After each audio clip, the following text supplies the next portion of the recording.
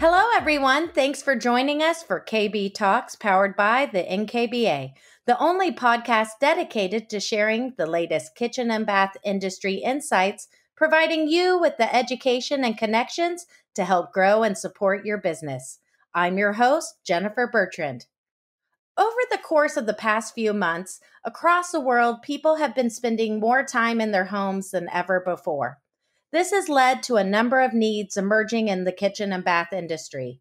With new design concepts coming to the forefront, design editor for Treehugger and adjunct professor of sustainable design at Ryerson School of Interior Design, Lloyd Alter joins KBTalks to discuss the inevitable transformation that has ensued.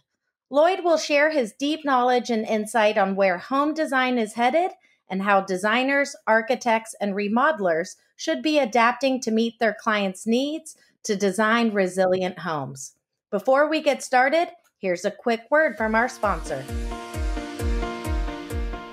Are you a home repair or improvement pro looking to grow your business? Home Advisor can help. Here's how it works. Home Advisor matches homeowners looking for help with their projects with the best local pros in the area who can do the job.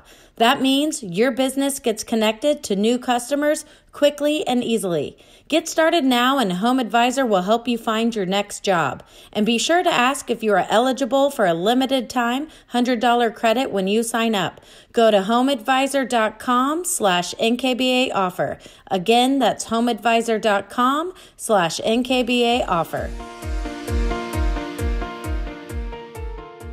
Okay, let's get started. We are excited to welcome Lloyd Alter, design editor for Treehugger and adjunct professor of sustainable design at Ryerson School of Interior Design in Toronto, Canada. Thanks for joining us, Lloyd. Why don't you start by sharing a bit about your background and career in the design industry?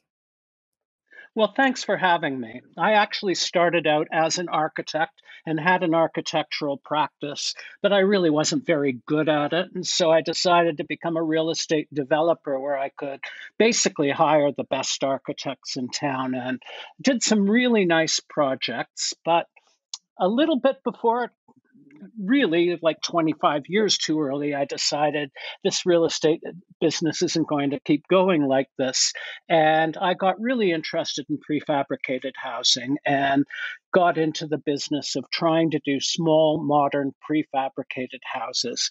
And nobody was buying them at the time. So I started writing to fill the time and blogging. And before I knew it, I was writing full time. And some professors had me speak at Ryerson once and liked what I said and hired me. So that's how I became a professor teaching sustainable design. Well, that's amazing. And honestly, we're going through a time where everyone's rethinking and reevaluating what's important in a home. And you've had a long career, so I'm sure you've seen it evolve. But now more than ever, what design lessons has the pandemic brought to the forefront? I think the pandemic is really going to cause some permanent changes in the way we think about design to the same level that the flu and tuberculosis caused major changes in the way we live 100 years ago. One of the things that happened then and that I think is going to happen now is that basically everything got redesigned for cleanliness and ease of cleaning. So where the Victorians had big overstuffed furniture and cluttered rooms and stuff everywhere, suddenly you got modernism where people were getting rid of all of the stuff. They were bringing in big windows. They were replanning cities to have more fresh air and more light and natural light because they didn't have antibiotics then. They didn't have anything to actually kill the disease other than cleanliness. And that's the situation that we're in right now. We don't have anything to treat this, but we do know that it can be killed by alcohol, it can be killed by bleach, and it can be killed by fresh air. So that's where we're learning again the lessons from 100 years ago. Design for cleanliness, we need better mechanical systems and better ventilation, better air filtering, and better humidity control. And you get better humidity by building better buildings that you don't get condensation on the windows of the walls. Do you think that some materials, like I think before the concept of like low VOC paints and things that were eco-friendly before, but now mean something more than ever. But if you look at materials that apply to that concept of being cleaner materials or able to not absorb life or whatever, are there any kind of materials where you're like, Jen, I'm excited to talk about this, or this is something new that we haven't seen yet? Are there any materials that are coming to the forefront now that the pandemic's hit? Well, I think there's going to be a lot of changes in the way of materials that we actually pick in our homes. There are traditional materials like cork and linoleum that actually have antibacterial properties built right into them, like a lot of natural materials do. So, I think those old materials are in some ways better than the new materials. There's been some talk, oh, we'll bring out materials that have antimicrobial chemicals built into them. But the experts on that tell me, no, they don't work that well, and those chemicals aren't very good for people either. So what I like to see more of is the easily washable materials. I met a person who was from the Middle East, and in the Middle East, all the floors are sort of terrazzo tiles. And when people want to wash the floor, they dump a bucket of water on it and go at it with a mop. And this person came here and said, wood floors? You can't dump a bucket of water on your floor. How do you actually keep this clean? And having maple floors throughout my entire house, I was a bit embarrassed, but they're absolutely right. We vacuum, but we don't really wash the way you can with a sort of surface like a concrete floor or a tile floor. Traditionally, in a lot of houses in the South in particular, the walls were made of wood.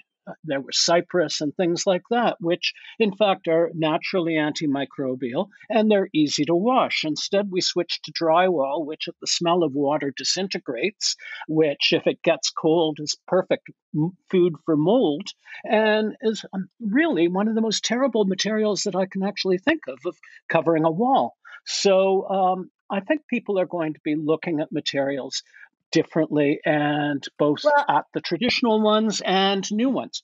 I think you bring up a lot of great points. And we've seen how residential design has started going towards a commercial mindset. That started happening a couple years ago with the whole concept of resi-mercial. However, now I think more than ever, it's almost like a commercial application in terms of those cleaning factors and durability in them. And don't you think, Lloyd, like it was when those concepts of the toe opening back latch of a car, when they came out, people I'm sure were like, I can use my hands, I can open it, but now more than ever, you realize, it's nice to have toe open and push to open things as we go through and do it.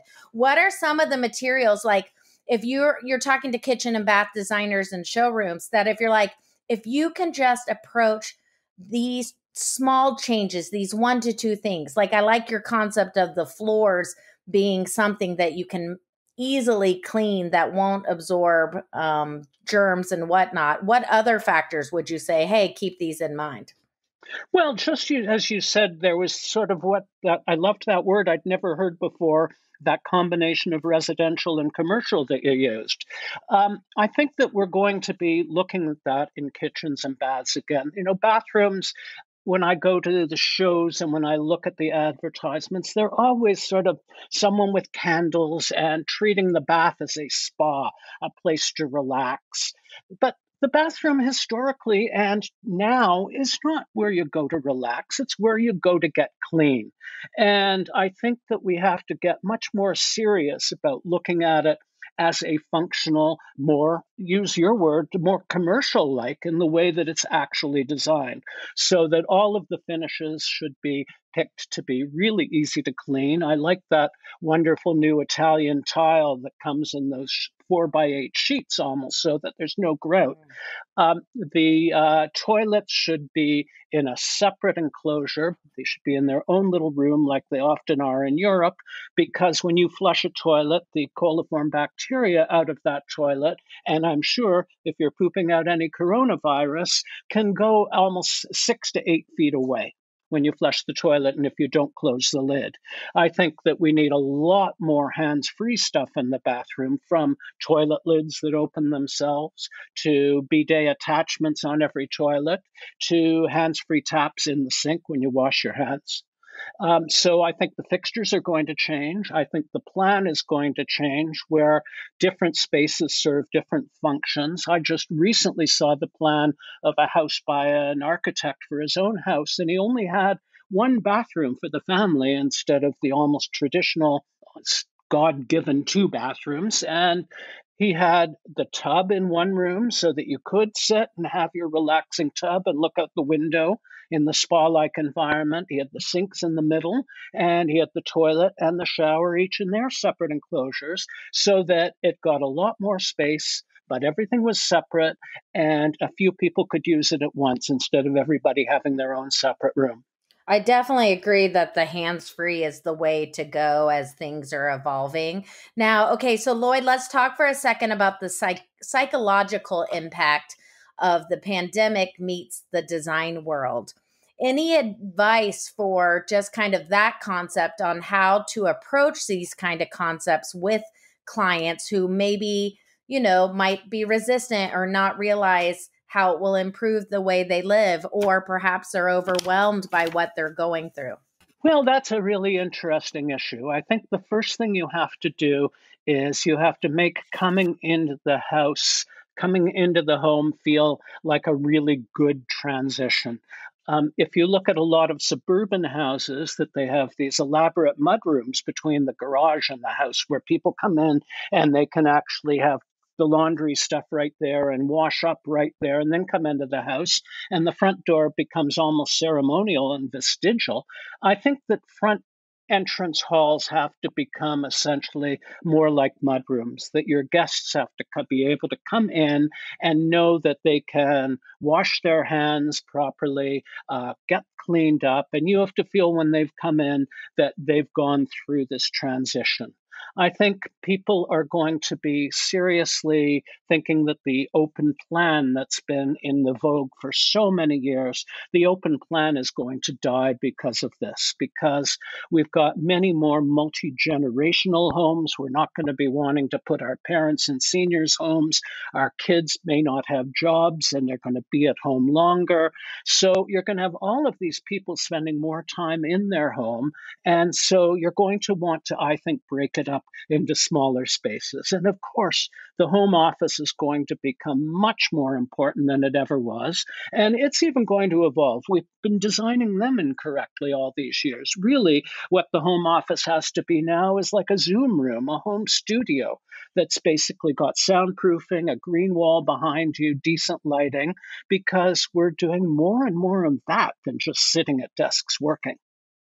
No, that's great. And when you start to talk about multi-generational living and wellness and designing kitchens and bathrooms for that concept, is there anything you would add that might be little tidbits of thoughts that you're like, take these into account? And when you talked about open plans going away, every designer just went, of course it is.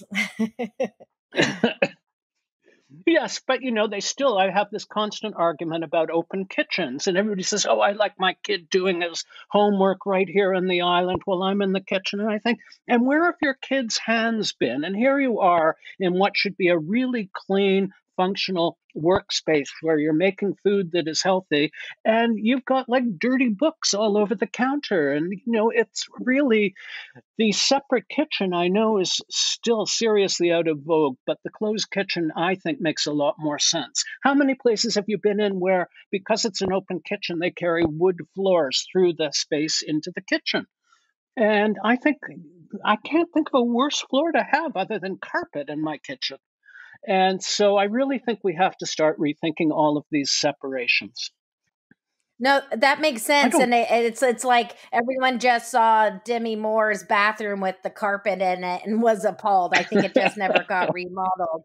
But like when you start to look at those concepts, like it's almost like we're all scared to do that black light UV light test of what germs are really in your space. We talk about it with hotel rooms, but we don't talk about it with our kitchens and our living rooms. Right. And, for people going outside and people are going to school and to work and things like that, they're coming home and you've basically got to go through that transition. But I also got away from your question, which was how we deal with the whole multi-generational thing and all the number of people that are in houses. I think the key point is flexibility, that if you look at a room, this isn't just a bedroom. This might be an office. This might be an exercise room. This might be a nursing room when my mother's still here and really sick, and I don't want to put her in an old folks' home. So we're going to have to start thinking about different ways people get into their houses. Should that flex room have a separate door to the outside so that I can meet clients or that a caregiver can visit without coming through the whole house? I'm going to think about sort of these almost like apartments within houses so that they can stay there and not be down your neck the entire time. This is going to be this kind of flexible planning where things can serve all these different functions is going to become much more important. The other thing about aging is, the everybody thinks, oh God, aging in place, that means we all have to live on one floor because we're going to have to roll around in wheelchairs. Well, the proportion of people who actually roll around in wheelchairs is really, really small, and it happens really late, unless they've got, of course, some other disability, but just from the general course of normal people aging. And we can't all live in big suburban bungalows and drive between them because it's the driving instead of walking that's actually makes us sick in the first place. We need exercise. I have a neighbor in his 90s a few doors down, and every time I go to say, "Can I help you with that garbage can?" Because he's got about 20 stairs up to the front door, and he said, "Nope, my parents grew up on Spain and lived to 100 because they had to climb up the hill every day to get to their house." And he insists on carrying his garbage like that himself. So I think that we have to not say, "Oh, we're designing everybody for the simplest," but just designing with enough room that we can get around, sort of not all narrow corridors and narrow doors. And the one bee in my bonnet, my whole biggest preoccupation are these stupid freestanding bathtubs that everybody's buying now. The manufacturers figured out how to make this really thin wall of a tub. So they make all these bowls with the really thin wall, and they're not often not near a wall, and you have to look at this thing. How do people actually, when they get older, get into a tub? They actually sit in the ledge and they swing their legs over. And here we're designing tubs with no ledge. Then how do people, when they get a little older, get out? Well, they need a handrail, a bar to grab. And these things aren't near walls that you can put a bar on. They're actually, I think, death traps. And yet, if you go to every single showroom, this is what everybody is selling as a bathtub now. And I think that it's particularly in these times totally crazy because we're not going to want to leave our houses. I love hearing you get passionate about a subject, and I think it's great because it's these conversations that allow our industry to evolve, and these podcasts that let our listeners start to just look at things from fresh perspectives. So then, Lloyd, I have a question for you. So as people are evolving and changing their mindset towards designing for wellness, what is your advice in terms of building your team of contractors or approaching the remodel or new construction concept with this pandemic in mind? Is there anything that pops in your head that you'd go, ooh, you might want to keep this in mind, or this type of contractor or architect will be great for you? Absolutely. Absolutely. I was just thinking about this issue this morning, that we're really getting into an era where obviously climate change is a very big issue, but health and comfort are obviously important too. And what we find now is that if you go to a mechanical engineer, or, I mean, if you go to a furnace contractor, because most people don't go to engineers and say, I need a furnace. Okay, they figure out the size of the furnace and they give you a furnace and they oversize it just to be safe. And what you've got is a piece of equipment that on its own doesn't do that good a job because it isn't designed really as one part with the house itself. So one room might be cold and one room might be warm, and you never get it even. And then you start buying electronic doodads to put like special vents to control it. We have to get away from this mindset that you just go to all of these contractors to throw stuff at a house. I'm very fond of the concept called the passive house out of Germany. And in a passive house, you have lots and lots of insulation, and you have triple glazed windows so that the walls are basically the temperature of the interior air. So you never get condensation on them. You can get humidity in the winter up to comfortable levels, and you barely need a furnace at all. And what that means, what they have also is continuous fresh air. They don't recirculate any air. So what I would say that the first thing that anyone should do is, even if you don't build to passive house level, which can be a lot more expensive depending on where you are, at least learn about it, perhaps talk to a passive house consultant and get the general principles in. If you build a house with really good insulation and then it's really comfortable and has fresh air all the time, it's generally going to be a healthier house. You'll get no mold, you'll get a lot more fresh air, and you'll be more comfortable. And that's what you want to be if you're spending all day in it. No, exactly. And you bring up a good point about resources. Are there any other resources that you're like, okay, I'll be your teacher for this podcast. I'd like you to do your homework and look up these books or blogs or whatever. What would you suggest might be small moments of enlightenment for people? You mean outside resources, things they can look at, Yeah. places to go? Well, Yep. the one Or thing that or I've even become, books to read. right. Oh, sorry, I get all excited. Or even just books to read, anything that you're like, you mentioned the passive house, anything's like that that people can go, ooh, I hear you, Lloyd. I'll do that homework. Well, I would say that the biggest change that's happened since I started looking at sustainable design, say 15 years ago, is then everything was all about energy. But what we're getting now is we're getting sort of a convergence of energy, health, and comfort, that people found that the energy efficient houses properly designed were more comfortable. And they started worrying, well, if I seal this house up really tightly and make it really energy efficient, I have to worry about the chemicals and the materials that go into it. I don't want those VOCs. I don't want horrible cleaning compounds. I want the air to be better. And so everything's sort of come together. That's why in the commercial world, you've got the well building standard, which basically comes out on top of the LEED building standard, which was about energy efficiency.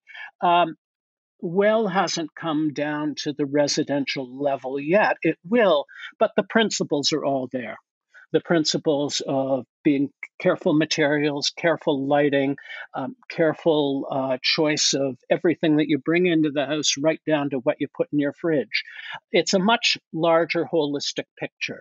So I definitely look at the well system, which is for free. You can look at it and all the components that are important to them, and think about how all of those components are important to me in my home. I actually had all my students spend a year trying to write a sort of well standard for houses. And it was a really interesting project because we started looking at, again, from the things, what paints do you choose, to where do we have natural light, how much fresh air do we want, and where do we have windows and things like that. So it's a good place to start. I really have become fond of websites like Building Green, which is all one word, and Green Building Advisor, another website. They're both cheap subscription websites, but they're worth every penny.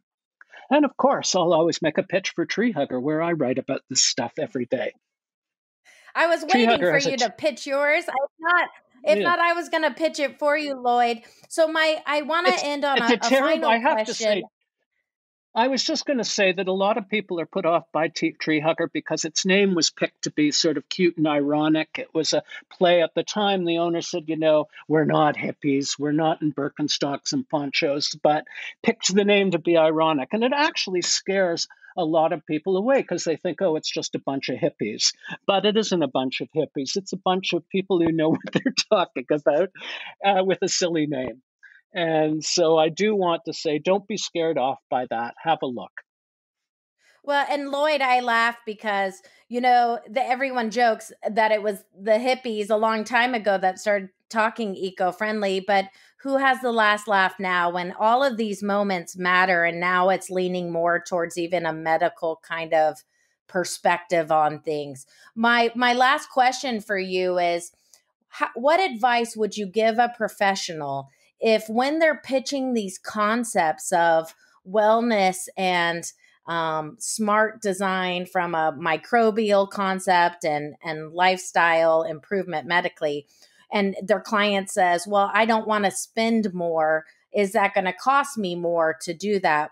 What kind of answer would you say, ooh, if you pitch it to your client from this perspective, it'll be an easier way to help them understand why they have no choice but to go that route? Well, for one thing, I think there's a phrase that a friend of mine uses that he calls sort of radical simplicity. That one of the reasons buildings cost so much is that we make them so much more complicated that they have to be. That the elevations have all these pushes and pulls and gables, and then they just start, oh, we need more fresh air, we'll add more fan here, or we'll add more there, we'll add more there. And what he taught me was that, if you start with it simple and straightforward, and you say, okay, we're going to build really, really high quality walls with really high quality windows which won't leak at all, and we're going to seal it really tightly, you can save a lot of money on the furnace that way. In fact, you can just get by probably with a tiny little heat pump that does both the heating and cooling. If we don't say you need 8 bathrooms, but we're going to give you like 2 that are really spectacular and meet all these criteria, then, it can be nicer. So much of it comes from starting with the premise and then adding stuff to it.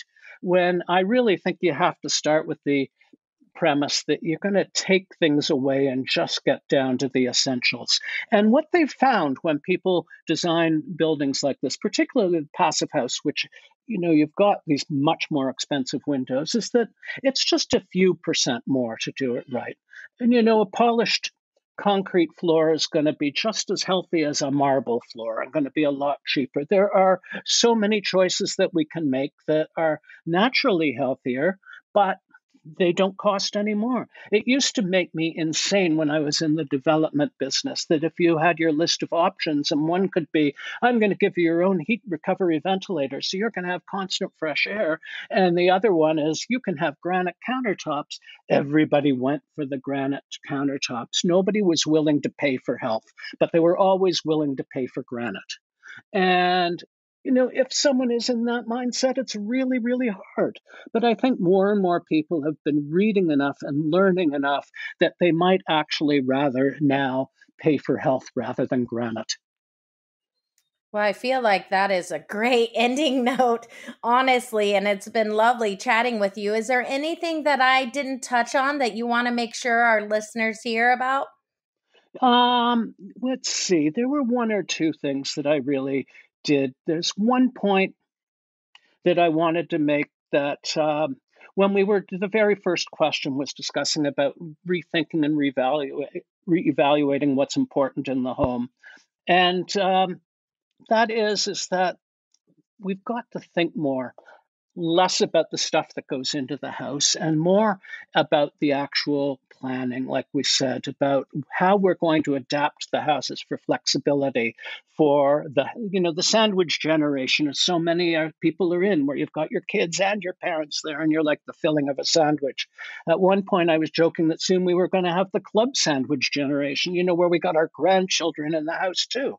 So we've got to really change our focus of thinking to be flexible about everything, and resilient about everything, which is a word you used, but we haven't discussed. That, with the change of climate, with the change of everything around us, the changes we have to make in the way we get our electricity, the storms and that, is that building a house better, building a house with thicker walls and better windows and better quality on that, makes it more resilient in terms of changing climate. In some of these passive houses, if the power goes out in the middle of winter in a state of Maine, they'll go 7 days without having to worry about it getting cold because they just hold the heat so well. And in the south, they keep the heat out so well. So it's getting to the point where a house just isn't a roof over your head. It's really more of a lifeboat that we have to think about keeping out the bugs and keeping in the heat and feeling safe and comfortable in it. And that, I think, has been missing for a number of years. Lloyd, that's fabulous. And honestly, I think the thing that I like to remind professionals is it's okay if you don't know it all, and it's all about building your team of professionals that make you look good. Is there anyone where you'd say, if you're trying to design and build towards this wellness and sustainability, think about having a person on your team who does fill in the blank? I'm constantly impressed at how the interior design community is picking up on some of these things so well. And I think that we have to involve them a lot more. I think that, again, as I said, a consultant, someone on your team who understands this stuff about passive house, even if you don't do it, who understands it, who gets it, is really, really critical. And again, there are lots of resources online to look at that. And to me, that's probably the most important one. No, you're an absolute delight, and I had fun. I hope I get a C+ for my interview, or I'll aim for a B-, Lloyd. But thank you so much for being here, and we just really appreciate all of your advice. It was fun. Thank you. Well, everyone else will have new episodes of KB Talks coming your way soon, so make sure you are subscribed and stay tuned. Please be sure to send your feedback to nkba@flyingcamel.com, and remember to take a moment to leave us a star rating or a review wherever you listen to your podcast. Stay tuned for a quick NKBA Minute. Brave New Business is a video forum developed to support and serve our community of kitchen and bath professionals. Each episode brings together the brightest minds, the change makers, and the problem solvers to interpret the information and offer insight about what we all need to know right now, from market analysis to virtual tools. Make sure you're following us on social media at the NKBA for information on how to register and never miss an episode. Brought to you by the NKBA, KBIS, and KBB Magazine.